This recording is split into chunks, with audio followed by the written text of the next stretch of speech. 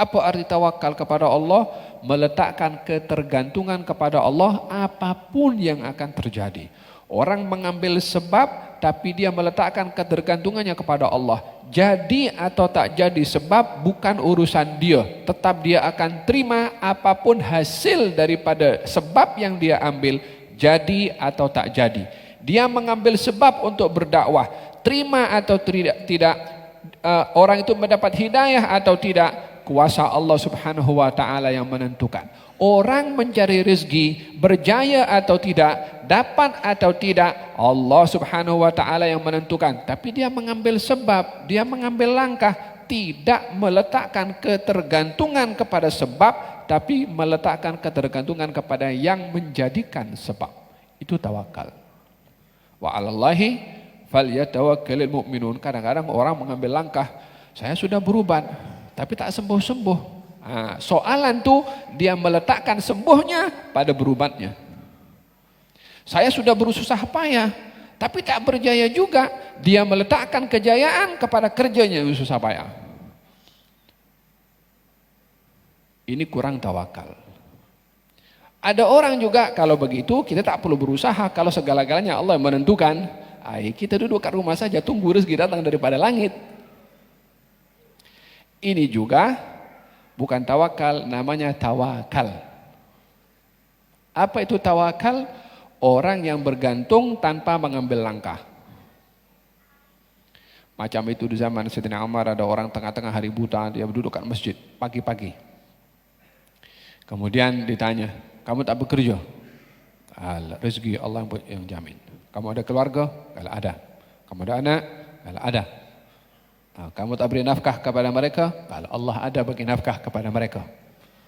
Bukankah wa ma min dabatin fil ardi illa 'ala Allahi rizquha? Semua yang melata di atas muka bumi dijamin rezekinya oleh Allah. Itu kan Quran.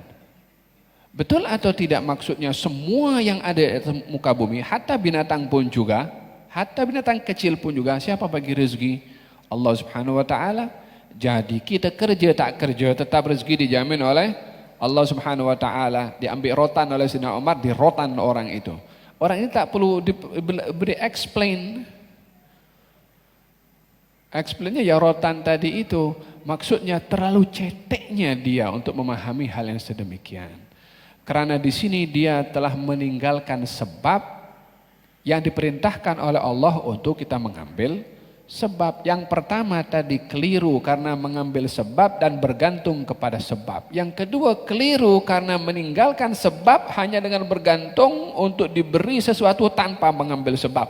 Sementara ketetapan yang Allah mahukan adalah kita mengambil sebab. Coba orang tadi tuh duduk 1 hari 2 hari jangan makan, jangan tidur, jangan jangan minum. Coba. Letakkan makanan di hadapannya, tapi jangan makan. Kalau sebab, biarkan kenyang itu datang sendiri. Hilang haus datang sendiri. Adakah dia akan berpikir seperti itu? Tidak. Manusia diperintahkan untuk mengambil sebab. Wa ja'alna likulli syai'in sababa. Allah jadikan segala-galanya dengan sebab. Cuma supaya kita tidak ada syirik di dalam kita mengambil sebab dengan kita bergantung kepada sebab. Itu yang dilarang, oleh sebab itu diperintahkan bertawakal kepada Allah Subhanahu wa taala. Ada orang di zaman Nabi ontanya hilang. Kata Nabi, "Kenapa boleh hilang? Kamu tak ikat ke?" Katanya, "Tidak." "Kenapa kamu tidak ikat?" "Saya bertawakal kepada Allah." Macam orang datang bagaimana majelis kah? Kunci kereta di dalam kereta, di tingkap dibuka, di-on-kan lagi. Kemudian tinggalkan masuk masjid. Apa sebabnya? Kita tawakal kepada Allah Subhanahu wa taala. Ini bukan tawakal, ini namanya beri peluang kepada orang untuk curi dia punya kereta. Kata Nabi, "Iqilha fatawakkal." Ikat itu onta, lepas itu kamu tawakal. Ikatnya sebab. Apa yang berlaku setelah sebab, onta itu kekal ada atau hilang, itu sudah urusannya Allah Subhanahu wa taala atas apa yang berlaku setelah kita mengambil sebab. Ada dua yang keliru dalam hal ini. Orang mengambil sebab dan bergantung kepada sebab tidak bertawakal.